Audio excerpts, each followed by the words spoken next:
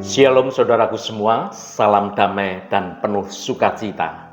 Saudaraku yang dikasihi Tuhan Yesus Kristus, selamat berjumpa lagi dalam renungan hari ini. Saya berharap Anda semua tetap bersukacita dan terus semangat untuk kita bersama-sama belajar lebih mengenal lagi akan kebenaran firman Tuhan. Namun sebelum kita mendengarkan renungan ini, mari kita awali dengan berdoa terlebih dahulu. Tuhan, Allah Bapa kami yang penuh kasih, kami datang di hadapan-Mu dengan segala kerendahan hati kami. Kami bersyukur untuk kasih-Mu yang tidak terbatas, yang sanggup membalikkan setiap keadaan.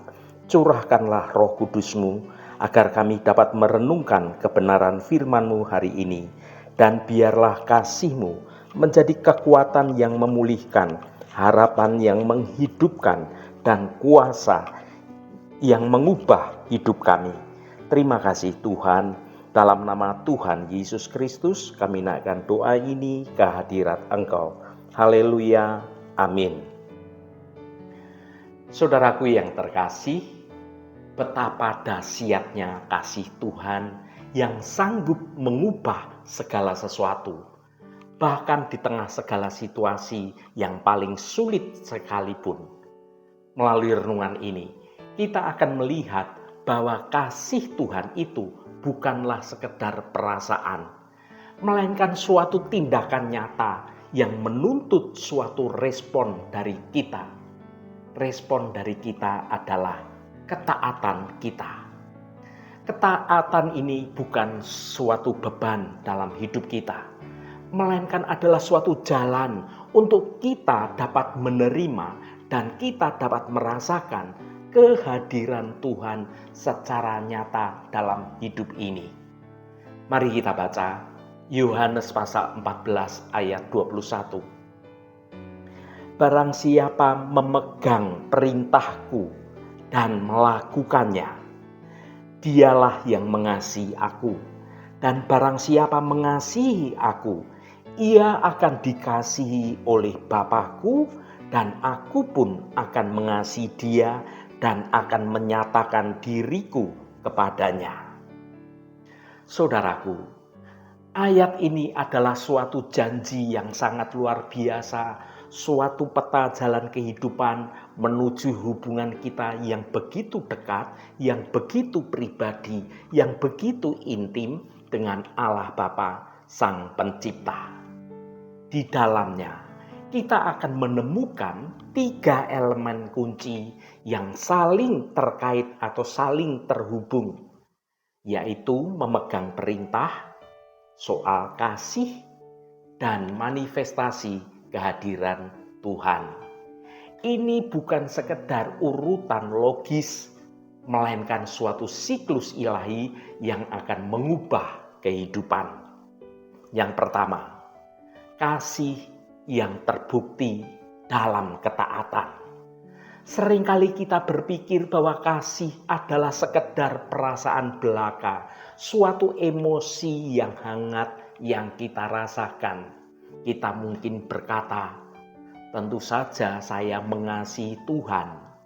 Namun, Yesus memberikan suatu definisi yang jauh lebih jelas dan juga sangat praktis. Ia tidak bertanya tentang seberapa besar perasaan kita, tetapi Tuhan menyatakan suatu tindakan dari kita.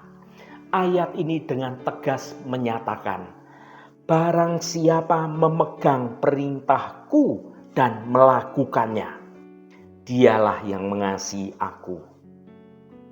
Memegang dan melakukan perintah Tuhan adalah bukti otentik dari kita bagaimana kita mengasihi Tuhan. Ini bukan tentang usaha untuk mendapatkan keselamatan melalui perbuatan baik kita. Sebaliknya, ketaatan kita ini adalah buah dari kasih yang sejati. Ketika kita benar-benar mencintai seseorang, kita tidak ingin menyakiti hati orang yang kita cintai. Kita ingin menyenangkan hatinya. Demikian pula, ketika kasih kita kepada Tuhan itu tulus, kita akan dengan sukacita berusaha menaati firman Tuhan. Ketaatan menjadi respon yang alami dari hati yang dipenuhi rasa syukur atas kasih karunia yang sudah Tuhan berikan kepada kita. Pikirkan tentang hal ini, bahwa perintah-perintah Tuhan itu bukanlah aturan yang membelenggu hidup kita ini. Sebaliknya, perintah Tuhan itu adalah suatu panduan hidup yang diberikan oleh Bapa yang penuh kasih itu untuk mendatangkan kebaikan bagi kita. Ketika kita bertaat dan memegang perintahnya, kita ini sebenarnya sedang melindungi diri kita sendiri dari segala mara bahaya dan menempatkan diri kita di jalan yang benar menuju kehidupan yang berkelimpahan sesuai dengan rancangan Tuhan yang baik atas hidup kita. Yang kedua, ketaatan yang membuka pintu berkat Bapa. Bagian kedua dari ayat ini adalah suatu janji yang sangat mengharukan kita. Dan barang siapa mengasihi aku, ia akan dikasihi oleh Bapa-Ku. Ini adalah pembalikan keadaan yang sungguh sangat menakjubkan. Kita yang seharusnya jauh dari hadirat Tuhan, karena kita ini adalah orang yang berdosa. Kini kita diundang masuk dalam suatu hubungan yang sangat intim, hubungan yang sangat dekat. Dan itu hubungan yang penuh kasih dari Bapa kita kepada kita ini. Kasih kita kepada Tuhan tidak akan pernah bisa menandingi kasih Bapa kepada kita. Namun ketaatan kita itu sebagai bukti dari kita mengasihi Tuhan. Dan itu mengundang suatu respon dari kasih yang datangnya dari Bapa kepada kita. Bayangkanlah seorang anak yang berbakti kepada orang tuanya. Ketaatan anak itu tidaklah berarti membeli kasih orang tua. Tetapi ia memperdalam suatu hubungan dan membuat kasih itu menjadi nyata. Demikian pula, ketika kita menaati Tuhan, kita membuka hati kita untuk dapat menerima kasih Bapa secara lebih penuh dan secara lebih mendalam. Kasih Bapa adalah kasih yang tidak bersyarat, tetapi ketaatan kita adalah suatu tempat atau suatu wadah yang sedang kita siapkan untuk dapat menerima curahan kasih dari Allah Bapa kita.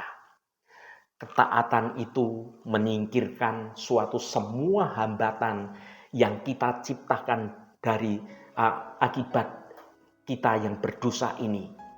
Dan memungkinkan kasih Tuhan itu mengalir dengan lancar, mengalir dengan bebas, memenuhi hidup kita.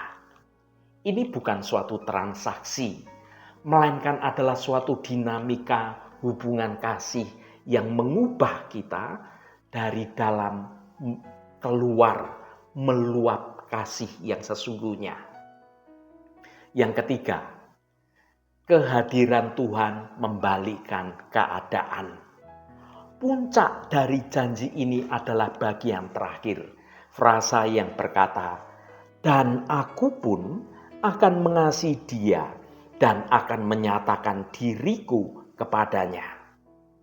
Inilah tujuan akhir dari perjalanan iman kita, mengalami manifestasi kehadiran Tuhan dalam hidup kita.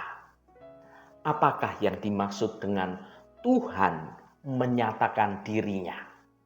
Ini bukan sekedar pengetahuan kita tentang Tuhan, tetapi sungguh-sungguh suatu pengalaman yang sangat nyata. Bagaimana kita merasakan hadirat Tuhan itu ada dalam hidup kita. Kehadiran Tuhan bukan hanya dirasakan saat kita berada di tempat ibadah, saat kita sedang ada di gereja, atau saat kita sedang melakukan doa-doa yang kusuk, tetapi itu juga nyata dalam semua aspek kehidupan kita sehari-hari. Kehadiran Tuhan adalah suatu kekuatan yang dapat membalikkan segala keadaan. Ketika kita mengalami kehadiran Tuhan yang mustahil menjadi mungkin. Saat kita menghadapi tantangan hidup, maka kehadiran Tuhan akan membawa kedamaian yang melampaui segala akal manusia. Di tengah kesulitan, Tuhan menjadikan kita memiliki kekuatan untuk dapat menyelesaikan setiap persoalan hidup. Ketika kita merasa sendirian, maka kasih Bapa itu adalah sumber penghiburan kita yang sesungguhnya. Kehadiran Tuhan akan mengubah kesepian hidup kita menjadi suatu persekutuan yang indah dengan Tuhan. Keputusasaan menjadi suatu harapan yang baru, dan kelemahan kita menjadi kekuatan untuk dapat memulihkan kehidupan kita. Saudaraku yang dikasihi Tuhan, bagaimana cara kita mengalami kehadiran Tuhan ini dalam hidup kita ini? Hanya ada satu cara, yaitu taat sepenuhnya pada kebenaran firman Tuhan. Ketaatan adalah kunci yang dapat membuka pintu gerbang bagi pengalaman rohani yang paling mendalam sekalipun. Tanpa ketaatan ini, kita mungkin tahu banyak tentang Tuhan, tetapi kita tidak benar-benar mengenal siapa Tuhan sesungguhnya. Dengan ketaatan, maka kita melangkah lebih dekat lagi dalam hadirat Tuhan, dan Tuhan pun akan kita rasakan semakin dekat dengan kita untuk menyatakan dirinya kepada kita. Saudaraku yang diberkati Tuhan, marilah kita jujur pada diri kita sendiri. Apakah kasih kita kepada Tuhan hanya sebatas ucapan belaka?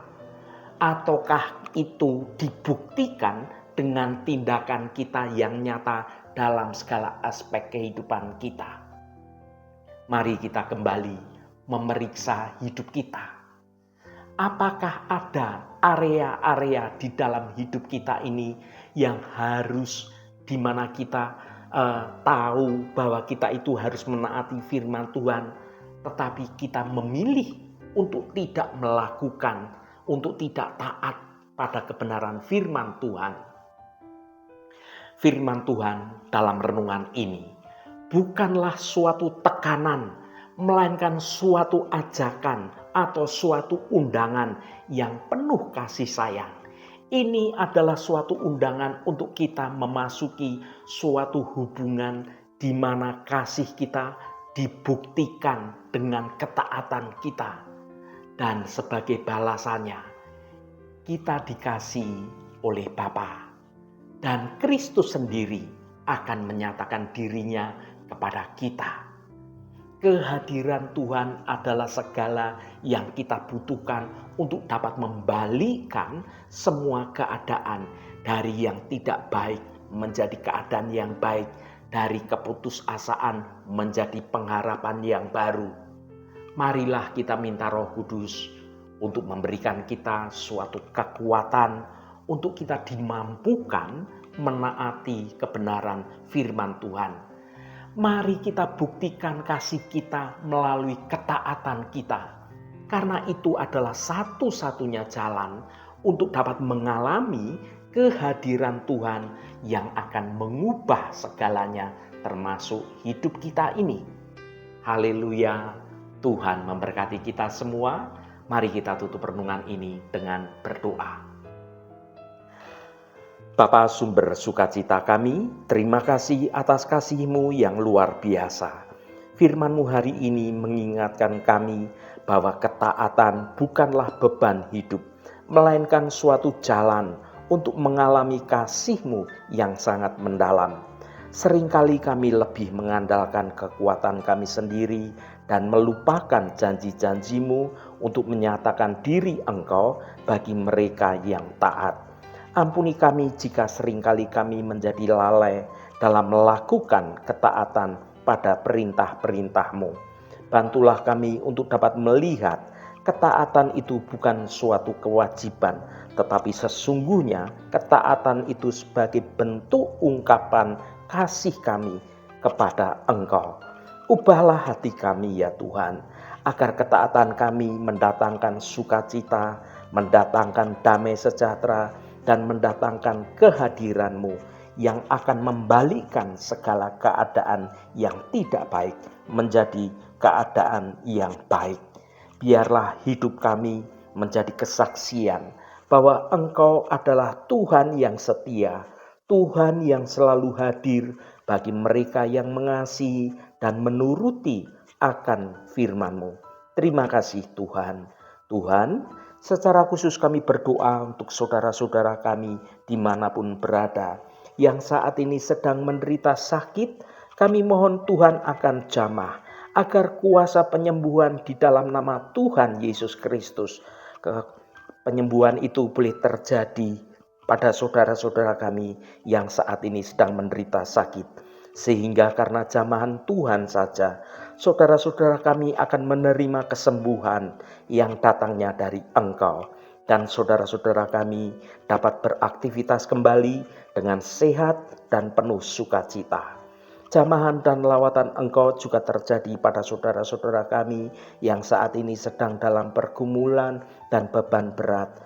Engkau bukakan jalan keluar bagi mereka. Engkau memberi kekuatan yang baru dan memampukan saudara-saudara kami untuk dapat menyelesaikan setiap persoalannya dengan cara yang benar dan dengan cara yang baik, agar hidup mereka boleh menikmati berkat-berkat kemurahan-Mu.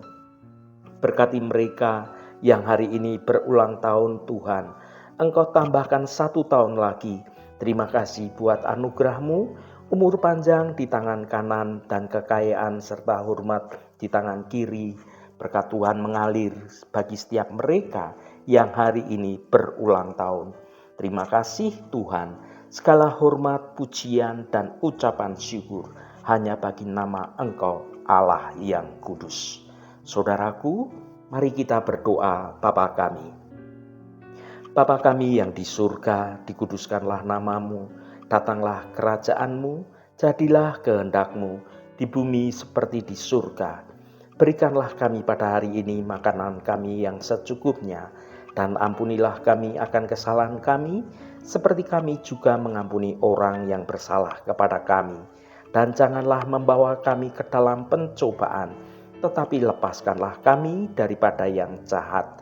Karena Engkaulah yang empunya kerajaan dan kuasa dan kemuliaan sampai selama-lamanya. Amin. Saudaraku, bukalah hatimu dan tengadahkan tanganmu. Terimalah berkat Tuhan. Tuhan memberkati engkau dan melindungi engkau. Tuhan menyinari engkau dengan wajah-Nya dan memberikan kasih karunia. Tuhan menghadapkan wajah-Nya kepadamu dan memberikan damai sejahtera. Berkat anugerah dari Bapa Surgawi, cinta kasih karunia dari Tuhan Yesus Kristus, dalam persekutuan dan penghiburan Roh Kudus, menyertai kita semua sekarang ini dan sampai selama-lamanya. Dalam berkat Tuhan Yesus Kristus, haleluya, amin. Puji Tuhan, saudaraku semua, saya percaya firman Tuhan hari ini sudah menjadi berkat yang akan menuntun hidup kita semua. Saudaraku, saya sangat senang sekali dan berterima kasih jika Anda berkenan memberikan komentar pada konten video ini, dan bagikan renungan ini pada teman dan sahabat Anda, agar mereka diberkati juga melalui renungan ini. Terima kasih saudaraku, sampai bertemu kembali. Shalom, Tuhan memberkati.